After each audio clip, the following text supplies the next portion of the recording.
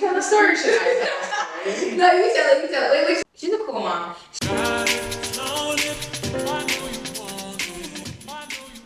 Hey y'all, I'm Kayla, and this is my podcast for the girls. And today we're here with Vanessa, her mom.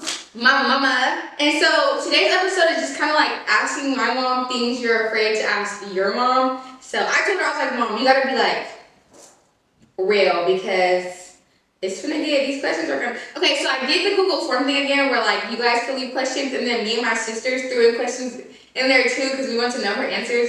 So let's see. I'm scared. Why are you scared? Mom, it's Because the questions you and your sisters ask me alone. And never like that. Oh, gosh.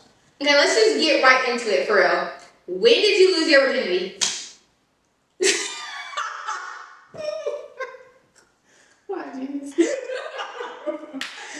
That's it. You can't go in here and lie either. You don't know. I want to say it was the end of my junior year in high school. So I was 17. Okay. And it was horrible. It was horrible. Why? It was horrible. It hurt. And you know, parents always say, wait till you're older. We're like, yeah, we're in love and we're going to do what we want to do. But it hurt for a long time. I was like, why do people want to do this? Like, why are they enjoying this? I'm not saying it to discourage you. I'm just saying, it hurt. When did it stop hurting? Well, it took a while. Like, I didn't want it, like, after the first time, I didn't want to do it again for a minute. Ooh, oh God. Okay, like, basically, like, what is a good age to lose your virginity? So I would say wait until you're 18, but that's kind of a catch-22 because in college, I feel like the boys are doing too much and it's maybe not safe for you to venture into the wilderness. Yeah. Right. So, I mean, maybe after college, but then that's too long to wait, right? Nobody's going to wait till after college. So, I don't know. 18, I'm going to say. But before you go to college, don't let college be the first experience because them boys go wild. Oh, yeah. It's going to be a rough ride for us. Right. Okay. I was talking to somebody else about it, and they said, like, just, like, it depends on your maturity level. Like, if you're 18 and you're still immature, you're still doing things for, like, male approval and stuff, then, like, Sure. don't do it. True, but a lot of times I feel like when girls do it in high school, they think that they're in love. But that first experience of thinking you're in love usually isn't the end-all be-all. Mm-hmm. You usually end up experiencing something deeper and more passionate later on in life. Mm-hmm. But to tell a teenager that is really hard because you don't get it until you get it. Right. Yeah. Okay, so she said 18. Okay, next question. Okay, thoughts on, like, birth control? Like, getting on birth control, like, when do you, like what is, I think that for moms, that's a hard place because then they feel like their daughters are saying, I'm about to be sexually active, and that's why I'm asking you for this. And I don't think that that's always the case because I know that one of my daughters wanted it to lessen the menstrual cycle, and it helped her a lot. So I think that it really depends on the situation. Yeah. Because then I have one that it was because she felt like she was in love and she wanted to be safe. But you want to encourage that. So I would say, you know, if you're in a relationship that you think might go there, or sometimes it does help lessen the cramps. If yours are really, really horrible, it'll help. So I'd say when you feel like you need to make that step, but I also say you have to be courageous enough to know when you need to, because your parents are going to tell you not to have sex while you're young, and you shouldn't. Right. But if you're going to, be safe. Like, you don't want any accidents, and so you have to protect you at all costs and make sure that, you know, you take care of your body. And so do it when you know that it's time, when you know that you're thinking of maybe engaging that next step with someone, or if you just really need to. Okay. So, but definitely get on it if you're going to want to do it for real. I went with my kids. I didn't want them to have to go without me, so I wanted it to be an open platform for them to tell me when they felt like they needed it. Yeah. Okay. This whole category is about, like, relationships in, like, high school. Dating in high school. I went through dating in high school. it was funny because when they were younger, because Yale was my youngest, but when my oldest was younger, their dad was like, no dating till you're 18, which is what most dads and men say, no dating till you're 18. But that's unrealistic because my take on it was, I want you to date in my house. I want to see how you're acting with this boy on the phone. I want to make sure that you're keeping it classy, not trashy. I want us to be able to talk about it because when you go into the real world, I don't want someone in college telling you, girl, just give it to him. That's what I did, and he stayed forever. No, I want your experiences to come from me. So I want us to be able to talk about that first heartbreak, and I want to be able to see how you guys move through relationships and what the conversations were like, and you know, were you acting fast, and is there something we needed to talk about? Which, thank goodness, I didn't have that before. No, because my mom, like, if I go on a date, I've been telling her, like, Mom, I'm gonna go on a date. She's like, okay, like, where are you going? No, did he bring you flowers? Right, because Right. Did he come say hello to me? my comfort. Okay, well, I'm gonna go on the first date for She don't like that, but I just want to know that they, you know, come to my house. Right. Okay, so what would you? Okay, my next question. Well, okay, give your opinion on dating older boys in high school. My mom was dating boys that were 3 years older than her. So, Yeah. this is kind of a catch-22 because I always dated older guys and still, like, I think I date older guys. I get it, mom. So my first love was in college, and I was a junior or senior in high school, and I think he was 3 years older than me. Super respectful. My mom loved him, and I look back now and I'm like, Mom, you let me date this grown man. Like, I was 17. If I was 17, he's 3 years older, then he was 19 pushing 20. Mm-hmm. But he was very respectful, very kind, like really loved me. Still to this day, we keep up. We're the best of friends. And I think if you build anything on a friendship first, be best friends first, so that if things fall apart, it's not a mess because you fall back to a friendship. Like, you were my friend at the end of the day. And even with like her dad, we're friends. We're cool. We can be around each other. We can be cool because we were best friends first. Mm-hmm. So be best friends first. That's more important than having a relationship and even rushing into one, or the connecting or the sexual part of it. Be best friends first. So I think it's okay if they're not too much older. Like, what's like a limit? Well, like, I think if you're 17 about to turn 18 and a guy that's 19 wants to date you, it's really a year. So I think that's okay. Yeah, thank you. Okay, my mom knocks me on everything. I'd be like, Mom, like, what do I say to this? She'd be like, just say this, just say this. Oh, yeah. I'll be telling Let me draft the email for you. Let me draft the text. Hold on. Okay, no, edit it. Right, like picture, put like gay words in there. Right. Yeah. Okay, so, okay. Yeah. Okay, give your relationship advice. Like, what advice would you give to a girl in high school in a relationship? Don't rush it. Don't have too high of expectations on this person. He's still very young, and women are, sorry guys, more mature than men. So Sorry, guys. so he's not gonna meet all of your expectations, but you want someone who can meet most of them, and that's okay, because very rarely are you going to find 100% or someone who meets everything. There's going to have to be things that you can live with or live without. So I would say take it slow, try to enjoy the time with them, enjoy the friendship first, don't have expectations, let them show you what to expect. My dad gave me some really good advice. You'll know exactly where a man is at with you if a woman will just be quiet and let the man speak. A lot of times, women in relationships, we overtalk and we want to lead and we want to know where they're at and how are you feeling, and we want to come up with cool, creative topics for them to keep them engaged, and we want to try to figure things out. But if you just pause and let him do the talking, you know exactly where he's at. So if he's saying, I just want you to come by, you know, what time will mom go to bed, come through, or just come over and watch a movie, or let's go to the park, versus, you know, that he's just trying to get close to you. Right. Versus, get to know you. Yeah, but Netflix and chill right away. I'm not really with that. Why you want to be cutting up on your couch? Like, get to know me first.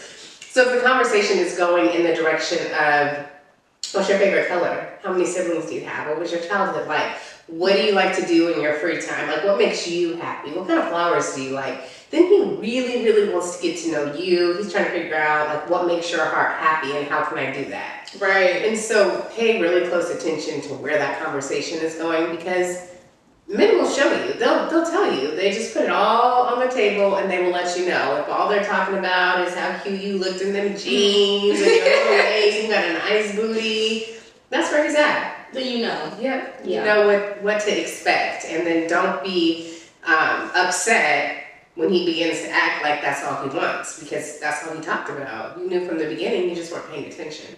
Exactly. Okay, do you think parents should be involved in relationship drama? Like, let's say me and my boyfriend are like going through something, and like he starts messaging you about it. Oh no, I don't want that. No, too much. No, I don't want him messaging me because I'm a fan of you all day. Right. So I'm okay with you coming and saying, Mom, I don't know how to handle this, or this is kind of breaking my heart a little bit, or this is hard, what do I do, what do I say? Mm-hmm. But I'm here for you. If Yeah. he starts messaging me, I'm your fan. Right. So I'm rocking with you all day. Yeah. I already know what you like and what you don't like, and him just doing that is gonna be like you're not gonna like that. Right. So it's not gonna be cool anyways. Okay, last question in our relationship category topic. Advice on going on dates. Yeah. So I think that having a date where you can get to know the person is best for the first date. Right. So I think like going to the movies, everyone's sitting there quiet. Right, that's the worst first date ever. Like, if he takes you to Dustin Shores, bro, he's not the one. I'm trying to tell you right now. Like, no. Right. So maybe dinner, a picnic, something where he's able to show interest and really get to know you, and not just sit there and try to rub on your legs and your booty. Right, like be on the in the movie, and you guys don't talk for 2 hours, and then you part separate ways and go, that was nice, but was it? Right, I'm not gonna. What did you learn? Right. That was nice, and now I'm gonna block you. See, yeah, no. Yeah, so if advice from me and my mom, if movies is the first date, don't plan on having another one. Yeah, it can't be the first date. It can be a date. Right, like once you guys are in a relationship, we're like, we go to movies together, it's like, okay, because we know we're comfortable sitting in silence. Right. Or maybe you have that relationship where you talk on the phone all night till you fall asleep all the time. You're always on FaceTime. Then you might be like, okay, let's get out. You don't have many opportunities, like if your parents still driving or something like that. Maybe, but I definitely think that it's got to be something where you're able to connect and talk and just really spend time. Like a little more intimate. Mm-hmm. Yeah, I agree. We think alike. Okay. Wonder where you get that from. Right. This is what? I didn't type this out right. But how to gain your parents' trust. You gonna ask me this? Oh wow. No, the next question was like, No, we're gonna stay here. We're gonna stay right here. How to gain your parents' trust is to communicate well. Yes. Don't just wake up in the morning and hit the streets and be like, oh, I had errands, and then your mom gets up and she's like, where you been? Yeah. I woke up and you weren't even in your room, because then we're thinking, how long you been gone? Were you going to tell me where you were going when you come back? Because we naturally worry. So I think to gain your parents' trust is just to be completely open and honest, whether they like it or not. Because there's been some conversations where I've been like, oh, I didn't like that conversation. It was super uncomfortable. But I appreciate that my daughters were able to come and talk to me about it. And I have to appreciate that more than I was uncomfortable, because they could have took it to someone else who gave them bad advice, or left it up to, just trying to figure it out, which could have led them down a bad path. So, just the open communication and communicating, and that's a good way to retain your parents' trust. She said that because I don't be doing that. I'm like, Mom, I told you I was leaving, like what? Like, that's enough, right? You told me you were leaving at 8 a.m., it's 2. Yeah. Yeah. Okay, anyways, what else? No, yeah, 'cause my mom, no. And my mom was kind of always close, but I used to speak out. No, I speak out one time. Let me tell you, I think I one time, this is what happened. So, Should you tell a story or should I tell a story? no, you tell it, Wait, which one? Like the one through the window? Yeah. Okay, yeah, you tell it. So, I was running errands and I come in late, and usually I'll go to bed like 10:30. Like I'm ready to like unwind in my bed and chill out. And I get in and I'm like in the kitchen doing stuff, and a couple of her friends are staying the night. And she's like, "Mom, don't you want to go to bed? Don't worry about this. I'll do all of this. You can go ahead and rest because I know you're going to bed at this time." And I was like, "Why are you trying to send me to bed right now? Like, is something up?" Yeah, So now I'm like, my wheels are turning. Like, you never put me to bed. And she had like a candle going next to my bed and I was asleep. And I was like, this is not, something is off. So now I'm like really in my bed, dozing off, but trying to stay awake because I feel like she's up to something. And I fell asleep. And then something just wakes me up out of my sleep, like go check on Yayla. And I struggled to get out of that bed with my whole life. Got out, went to her room, empty.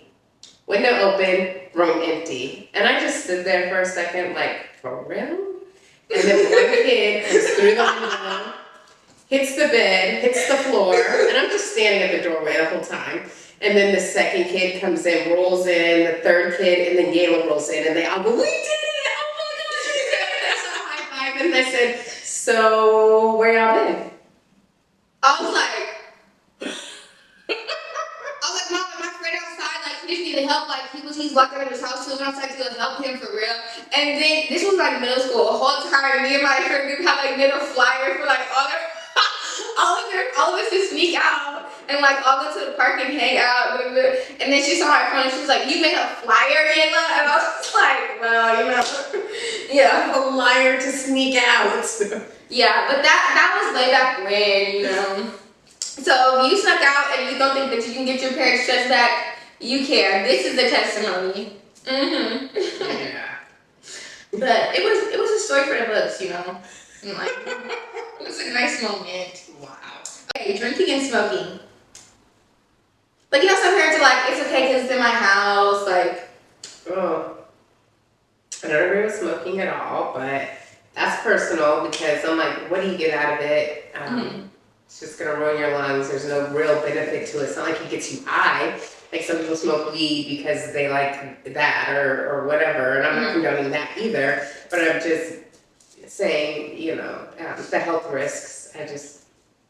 For what? Why? To smoke for what? Because it's cool. I mean, but some people like, you know, medicinal purposes. cigarettes? No, medicinal. You Medicinal said purposes. smoking. Oh, are we talking about weed or are we talking about cigarettes? Mom, nobody smokes cigarettes anymore. Oh, Like, I say now you're smoking a black mile. like a mile. What are they? Newports. Mom, nobody smokes that. No teenagers sitting out here. They smoking cigarettes. They don't need. I think for weed, it's legalized in most places, but I think as far as kids smoking it, it can kind of have an effect on how you're thinking and what you're doing and how well you're able to focus in school because it can kind of mellow you out to the point of where you can't really focus. I think that's a decision for you after 18. Okay. What to say about like, girls who like are beefing with their friends, like, or girls who don't really have friends in high school, like just about friendships in high school, like friendships in general. Okay. So I feel like friendships are very valuable. So cherish them. Treat your true friends like sisters, because I have some friends that I met in high school and we are friends to this day. And so some of these, I believe that those friendships that I had in high school are really true friendships because as you become an adult, you get to pick and choose what people know about you. So they don't have to know all of your vulnerabilities and what you're scared about or, you know, like how you were with that first kiss or that first love. But your true friends that you met in your younger years are going to know all of that because they were there with you through it. So they're going to have a different kind of love and a different kind of faithfulness and just appreciation for you than friends you meet as an adult. Because as an adult, they may or may not know about my childhood or things that I liked or didn't like or ex-boyfriends. They may only know about the current husband that I have because that's all I want to tell them. So I believe that those are your most valuable friendships. So treat them as that because you won't realize it until you're older that, dang, you really know me. Like, you know me. You know when I, like, you know, fell off that bike and I was down bad. Like, you know me. Because those kind of things aren't going to happen as an adult. So cherish your friendships that you have now. These are more important to you than you could imagine. And you won't realize it until you're older. But these are, like, really your core friends. Well, how do you know, like, if they're your true friends or your core friends? You don't, because in high school you're going to go through phases and you're going to shed skin like a snake, and there's going to be times where you have people who you're like, dang, I'm really rocking with her. You might fall off a little bit because you guys see things a little bit differently, or she might start liking boys sooner than you, but then when you come back together and you keep coming back together, there's something real there. Right. You're not always going to be in the same place at the same time, because life, you're on two different paths, but if you're always finding your way back to each other, that's your friend and you're meant to be in each other's life. So just allow it to be that, and allow for the understanding that there's going to be ebbs and flows. We're not always going to be on the highest of our friendship at all times. Sometimes it may, not be the same. Yeah. But if it comes back, then it's real. Yeah, and you'll have those ones that always come back. You'll have moments where you're like, gosh, she just really gets on my nerves. And then you'll have those moments where you're like, I really love her. Like, we've always understood each other no matter what. Yeah. What's your opinion on girls or, like, daughters, like, about parents letting their daughter wear makeup and, like, wigs in high school? You let me do it when I was, like...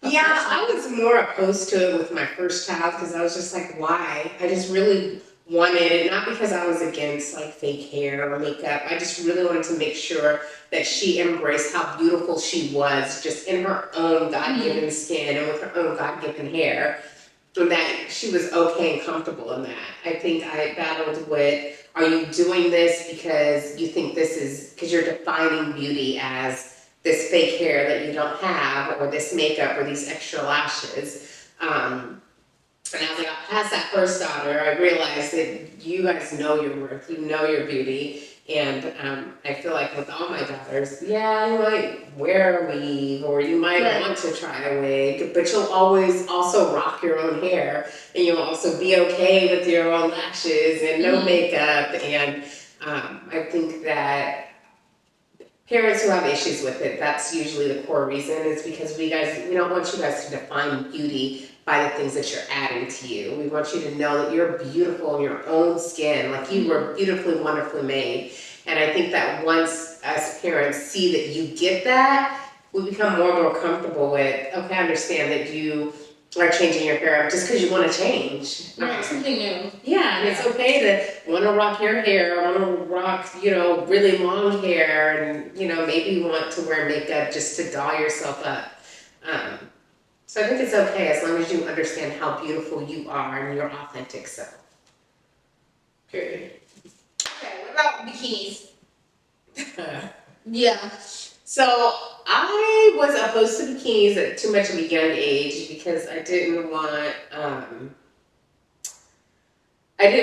you guys to see your body as an object of affection. I wanted you guys to understand that your body is your temple and it's sacred to you, and protect it. Right. And so as you get older, I feel like you have a better concept of that. And, there's some young girls who get out there and just want to show their body all the time and wear a bikini when it's wintertime just because they're trying to show their body. So it's important to me that you just weren't out there trying to be fast and just show your body all the time, that you understood a bikini was to go swimming. And yes, you're probably going to look super fly in the bikini with a cute little body, but that's second to the fact that I just want to go swimming and I want a cute bathing suit, and I'm not wearing it in the winter to get on Instagram and just take pictures of a bathing suit when we know we don't wear a bathing suit in December.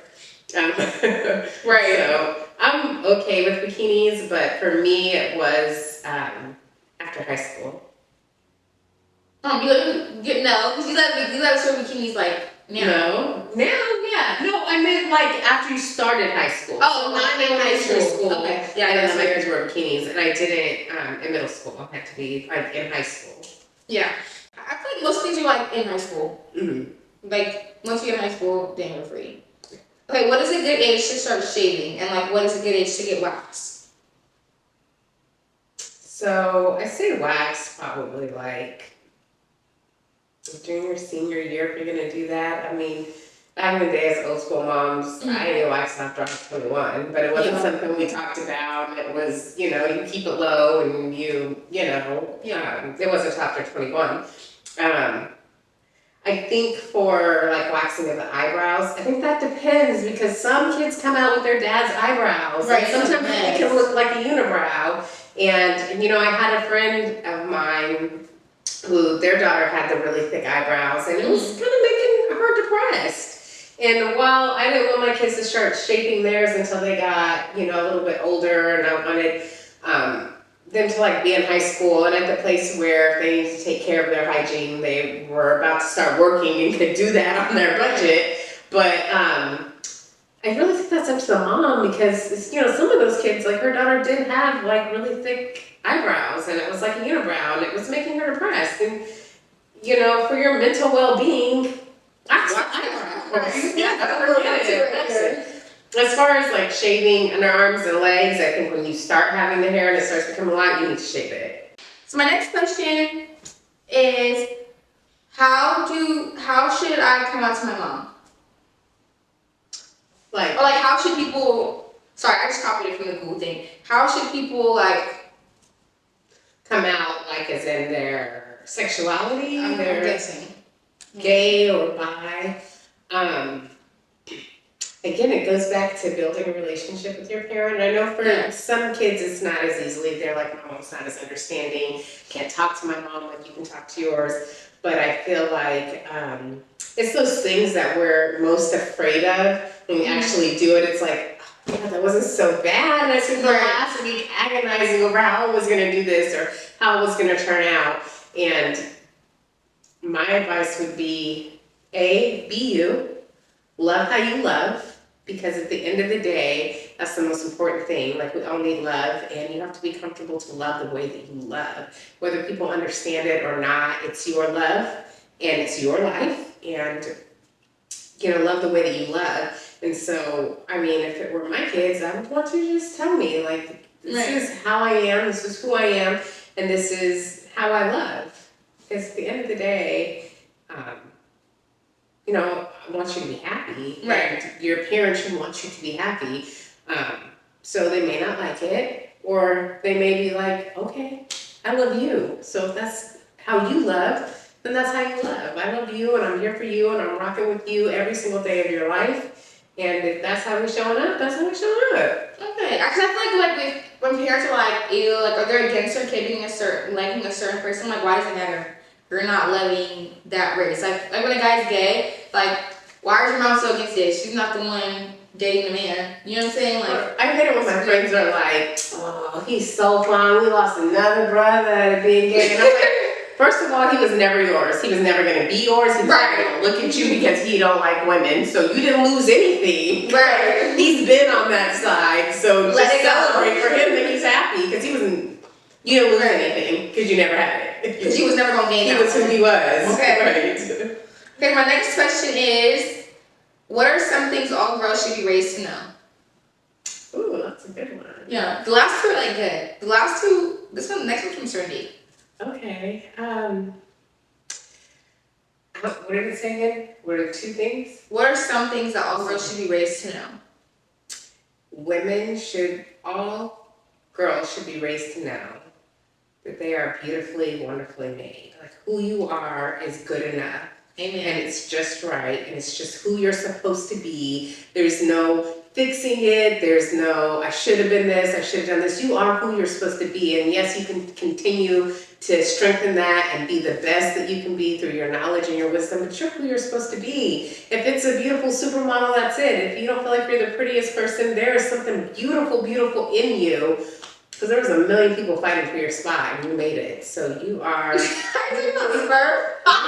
you are beautiful, wonderfully made. Right, you're not one cell that pushed through. Without one egg that was you're meant to be there. Yes. So you're beautifully, wonderfully made. I think that all girls should know that, and that you are capable of being anything that you want to be. there are truly no limits. Like, our mind is so powerful. If you think it and you believe it and you act as though it already is, you will move mountains with your thoughts. So, and your thoughts can also hinder you and put you in dungeons. So be careful what you think and be in control of your thoughts, because your thoughts take you to that next step. So if you're always thinking about something that, bad is going to happen, you're always going to have that thought, and it's going to lead you to another bad thought. So you take control of what you're thinking and what you want your life to look like, and you shape it through your thoughts. So, and I wish that was something I knew as a young person. I know it's something that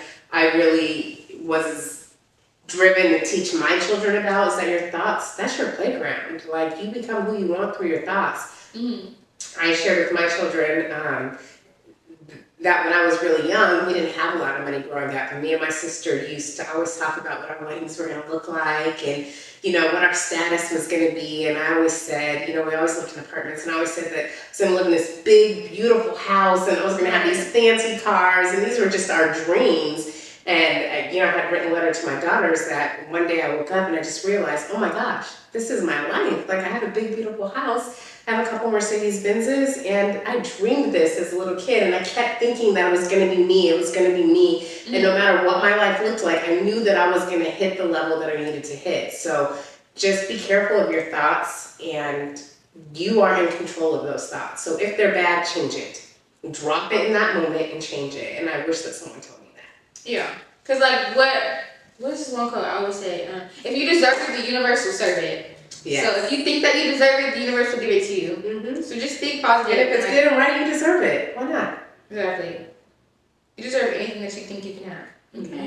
Okay. How much influence should parents have on dating, and vice versa? Like, how much influence should a child have on who their parents date?